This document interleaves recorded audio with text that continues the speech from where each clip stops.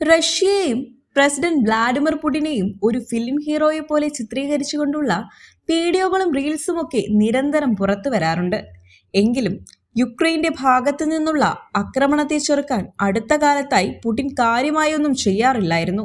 ഇതെന്തിനോ ഉള്ള തയ്യാറെടുപ്പാണെന്ന വിലയിരുത്തൽ വന്നു തുടങ്ങിയിട്ട് കുറച്ചു നാളുകളായി. അങ്ങനെ ഒരു ആശങ്ക പങ്കുവച്ചിരിക്കുകയാണ് ഫ്രാൻസും.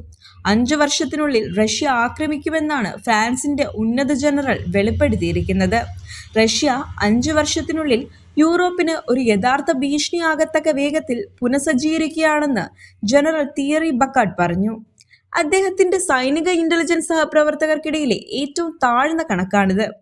2030 ആകുമ്പോഴേക്കും പാശ്ചാത്യ രാജ്യങ്ങൾക്ക്, പ്രത്യേകിച്ച് യൂറോപ്യൻ രാജ്യങ്ങൾക്ക് സൈനിക ഭീഷണി ഉയർത്താനുള്ള ശേഷി റഷ്യ വീണ്ടും സ്വന്തമാക്കുമെന്ന് ജനറൽ ബക്കാദി പറയുന്നു.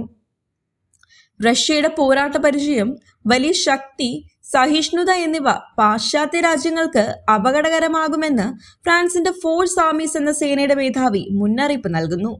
എന്നാൽ യുദ്ധത്തോടുള്ള അമേരിക്കയുടെ വ്യാവസായികവും യാന്ത്രികവുമായ സമീപനത്തെ യൂറോപ്പിന് അനുകരിക്കാൻ കഴിയില്ലെന്നും പകരം കുറച്ചു കൂടുതൽ കാര്യങ്ങൾ ചെയ്യേണ്ടി വരുമെന്നും അദ്ദേഹം പറയുന്നു.